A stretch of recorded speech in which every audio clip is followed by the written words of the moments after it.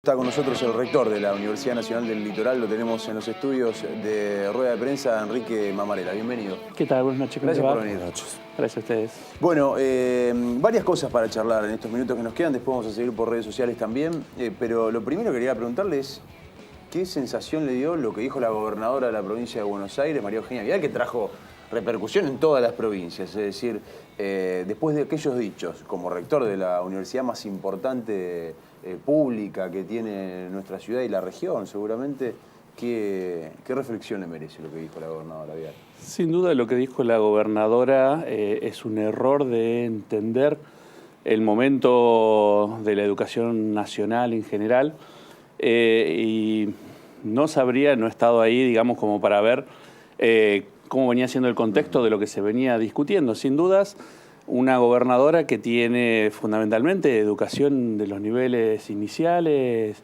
primario y secundario, y solo tiene 2 universidades provinciales en su territorio. El resto es nacional, no le corresponde a la gobernadora como para discutir, entrar en la discusión, ¿no?, si era el esquema de universitario, secundario o primario.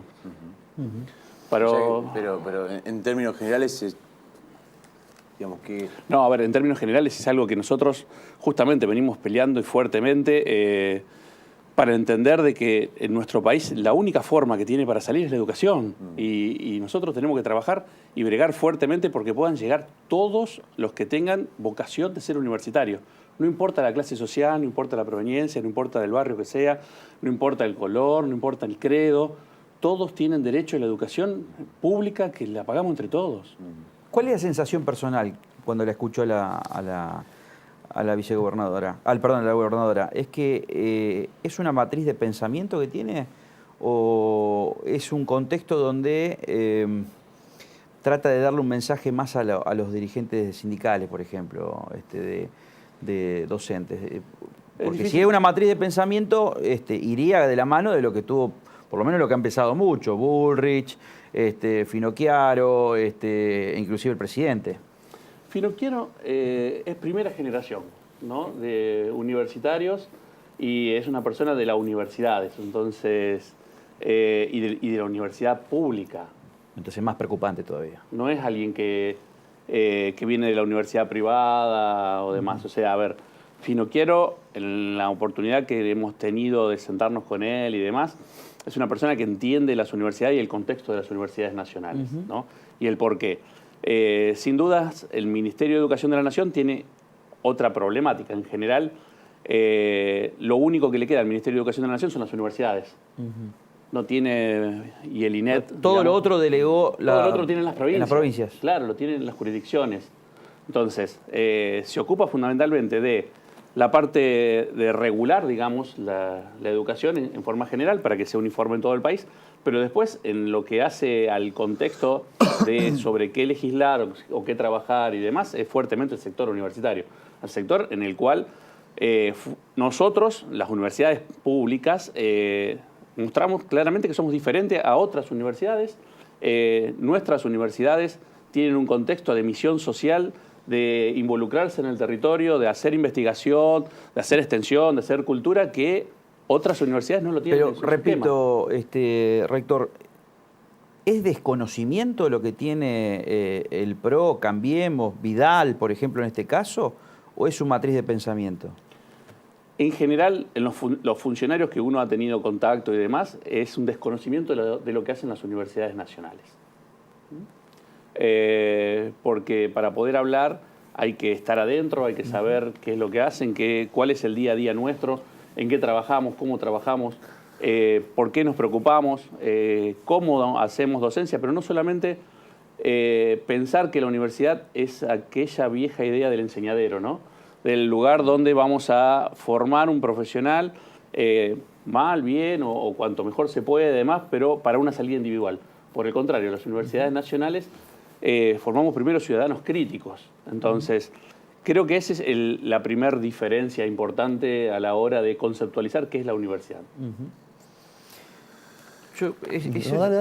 Lo veo preocupante, digamos, teniendo en cuenta lo que acaba usted de mencionar de Finocchiaro y teniendo en cuenta también de su antecesor, antecesor, dos gestiones anteriores, Albor Cantar, porque fue secretario de Políticas Públicas, de Políticas Educativas. Entonces, si no es lo que piensan, tampoco lo han dicho en un gobierno donde cada vez se escucha más este mensaje anti-educación pública y anti-universidades, en este caso como Vidal. Sí, la Secretaría de Políticas Universitarias, que es la que se ocupa de las universidades en línea general, lo habrás visto por los comentarios en general de todos los rectores, del CIN, Lozano, que ha sido tal vez uno de los funcionarios del CIN más crítico y demás. Salimos todos a decir, la Secretaría de Políticas Universitarias siempre se ha ocupado de las universidades y está haciendo denodado esfuerzo para que las universidades estemos con el presupuesto que necesitamos, ¿no? Ahora, también convengamos que la lógica de armado de presupuesto es el Consejo de Rectores de Universidades eleva una propuesta a la Secretaría de Políticas Universitarias, al Ministerio, la Secretaría de Políticas Universitarias, el Ministerio lo controla y lo eleva al Congreso. Y el que nos vota el presupuesto es el Congreso.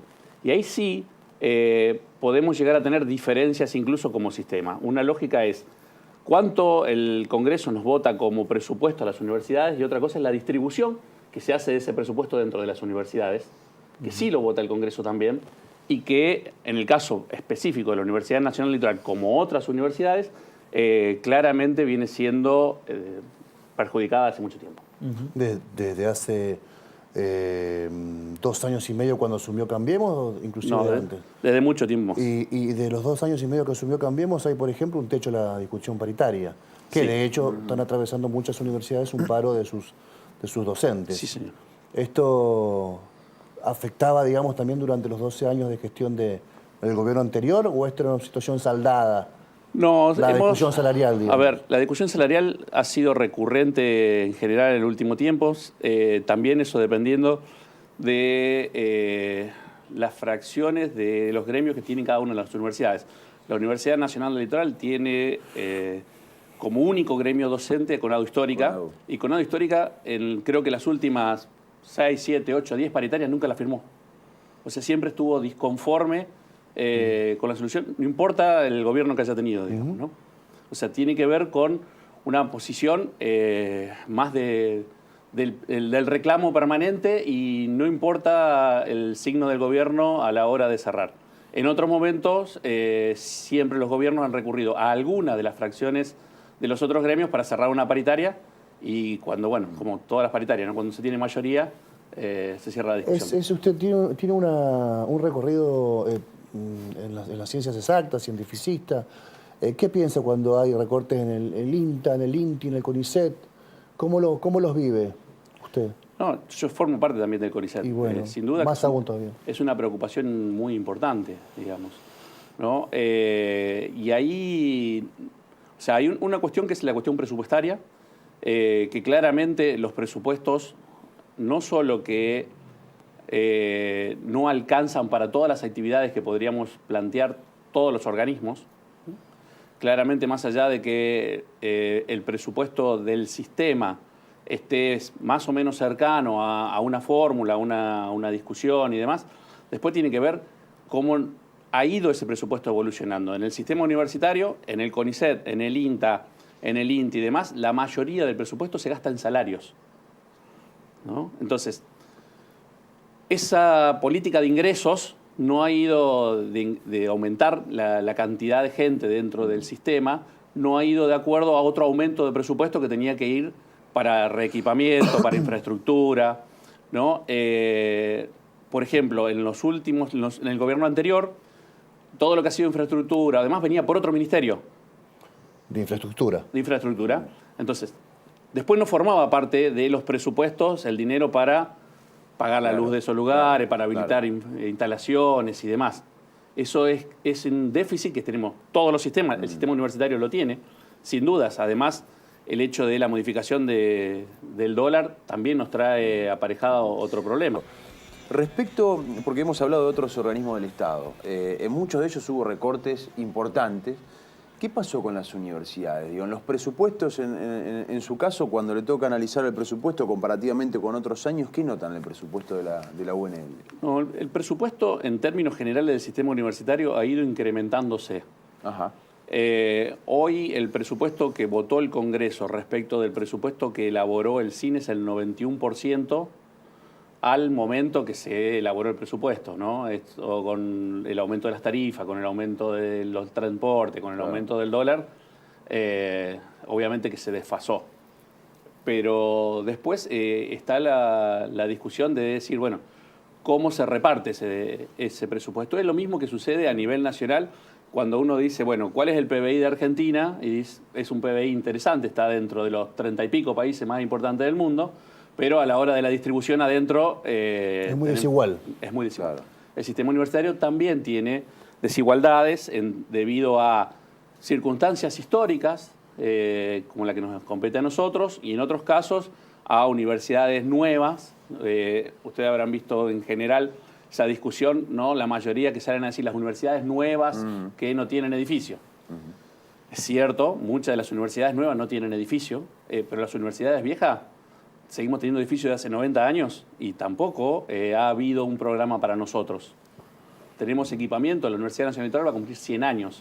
Sus primeros edificios tienen 90 y pico de años, ¿no? Y no ha habido en los últimos 20 años un proyecto de revalorizar el patrimonio de las universidades nacionales o incluso de reequipar el equipamiento de docencia. Sí ha habido para equipamiento de investigación, pero no ha habido para el equipamiento experimental de las carreras que tienen muchas componentes experimentales. No Preguntaba antes del corte de Rodrigo, repetí la pregunta. Si hoy un investigador en cualquiera de las disciplinas, digamos, actividades que realizan, por ejemplo, en el CONICET o en el INCAPE o en diversos institutos u organismos de investigación, hoy están bien pagos, bien remunerados. Si uno se compara a lo que es un nivel internacional, no. Si uno se compara con el sector privado, no. Si uno se compara con el sector público, con los docentes y demás, es un sueldo, 40 y algo de mil pesos, 50 mil pesos, al que puede aspirar, con lo cual, comparado con la distribución que tenemos y demás, nos dirían, están dentro de un sector muy alto, pero evidentemente cualquiera del sector privado o de otro país que tenga una carrera en la cual haya investigado o se haya formado durante 30, 35 años a más alto nivel y demás, sin duda que el nivel salarial es bajo. ¿En el 98 asumió Estorero o en el 99? En el 94 asumió antes.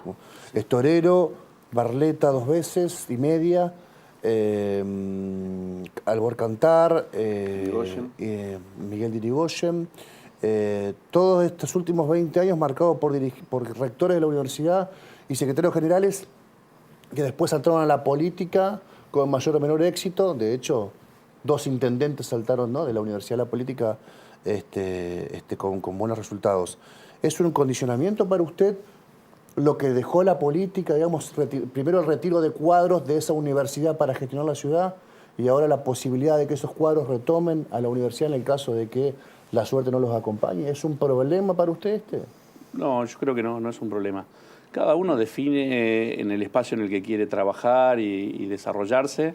Claramente el perfil del equipo que está en la universidad, lo que estamos en la universidad, es un perfil académico, ¿no? Obviamente, en la formación de cuadros a nivel universitario, uno tiene que preparar para todo el esquema, así como prepara dirigentes sociales, puede preparar dirigentes políticos y puede preparar dirigentes empresariales. De hecho, si uno mira hoy en el contexto de los egresados de la Universidad Nacional Litoral, va a encontrar 2 profesores o 2 egresados en la Corte Suprema de Justicia. Sí. Y no es que uno prepara para la Corte Suprema de Justicia, sino que tiene que ver con el desarrollo después personal de cada uno.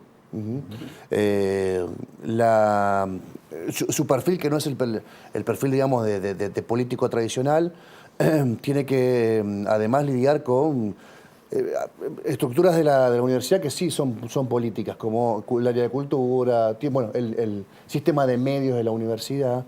¿El sistema de medios de la universidad tiene resultado negativo mensualmente o es una radio sustentable? LITUS, LT10. El sistema de medios de la universidad es un sistema mixto y complejo. ¿no? Para dar una idea, lo que queremos justamente hacer es rearmar el esquema para tener un sistema de multimedios que sea viendo cuál es la mejor adecuación que tiene que tener. Hoy el canal Litus, por decir una idea, está en un sistema que ha venido a través de un desarrollo de proyectos universitarios. Y fue justamente en el gobierno anterior que se consiguieron los cargos que están sobre un sistema no docente, no están sobre un sistema de medios. Entonces, bueno, ahora estamos en pensar la readecuación de si todo tiene que ir a un sistema de empresa pública o a una empresa privada y ver cuál es la lógica, pero claramente es muy complejo tener un sistema que está metido entre la estructura universitaria y la estructura de medios. ¿No? Y si uno hace tiene que hacer una conclusión sobre cómo funcionan, más allá de que la comunicación es un derecho humano, pero ¿es un resultado negativo o positivo en términos económicos? En términos económicos, lo único que tiene balance propio, esquema además, es el ET10, que es una sociedad anónima. El resto está sobre estructura mantenida por el Estado. O sea, al tener cargos no docentes, el canal de televisión forma parte de una estructura, por eso también lo estamos reacomodando mucho para que sea una productora de material cultural y social de la universidad, no una señal de televisión que compita con el esquema privado, no es la lógica del sistema universitario. El ET10, en el esquema, al final de año, si no termina justo, termina un poco abajo o termina un poco arriba, dependerá de las cuestiones de la pauta publicitaria que se consiga. Claramente también eso tiene que ver, no es una radio comercial y no es una radio que tampoco tenga mucha pauta política.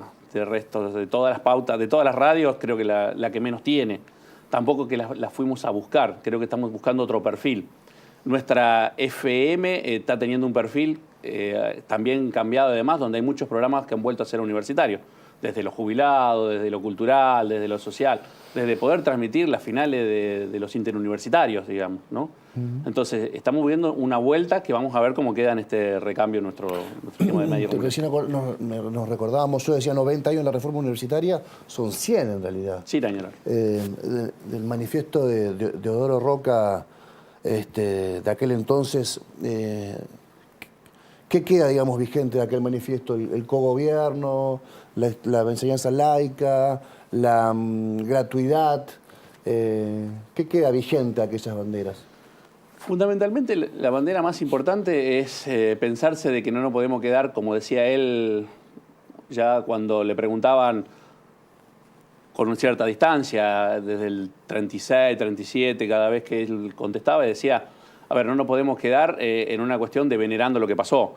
Tenemos que estar pensando todo lo que nos falta. Entonces, realmente nos está faltando mucho de lo que fue la democratización de la universidad, la democratización del conocimiento en ese momento. No nos olvidemos que es un país, en 1912 tiene la ley San Peña, tiene el primer ensayo democrático importante, sale Hipólito Yrigoyen y enseguida esa democracia, esa efervescencia con los valores del progresismo del momento, los valores liberales del momento, trae la reforma. La reforma quería decir eso, quiere decir cómo hacemos para que todos puedan acceder a los conocimientos y a lo que se hace en la universidad. Ese sigue siendo el mismo problema de hoy. ¿Cómo hacemos para que toda la sociedad acceda a los conocimientos que se producen en la universidad? Si nosotros tenemos un sistema donde el 50% no termina la secundaria, que es obligatoria por ley, no podemos decir, está solucionado porque el ingreso a la universidad es gratuito y libre. No, no está solucionado. Es un problema. Es un problema. Nosotros tenemos que trabajar por eso. Es un problema estructural.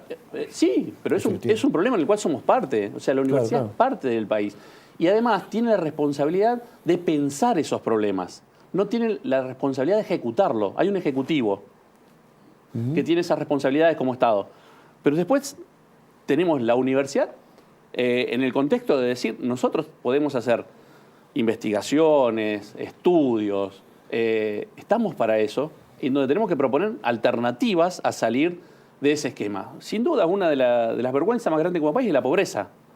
Bueno, no podemos dar la vuelta la cara y decir, nosotros no, somos la universidad, no tenemos que ver con la pobreza. Bueno, no, tenemos que ayudar a entender cómo salimos de la pobreza estructural.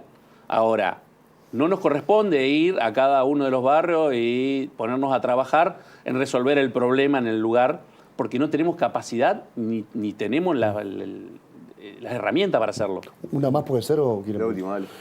Hace 2 semanas estuvo Miguel Lifschit con gran parte de sus ministros, junto a usted, gran parte de sus decanos en el rectorado de la Universidad Litoral. ¿Qué significó esa reunión?